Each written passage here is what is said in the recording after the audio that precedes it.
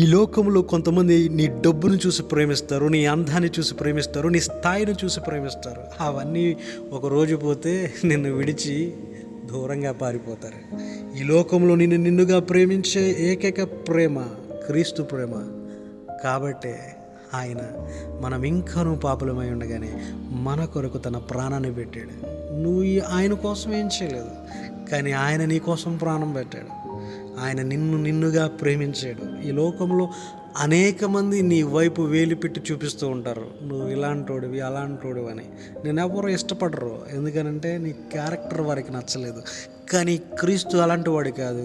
నిన్నుగా ప్రేమించి ఒకే ఒక ప్రేమ, అదే క్రీస్తు ప్రేమ, అదే అగాపే ప్రేమ, అదే షరతులు లేని ప్రేమ, అదే నిరంతరం నీ జీవితంలో నిన్ను వెంటాడి ప్రేమించే ప్రేమ.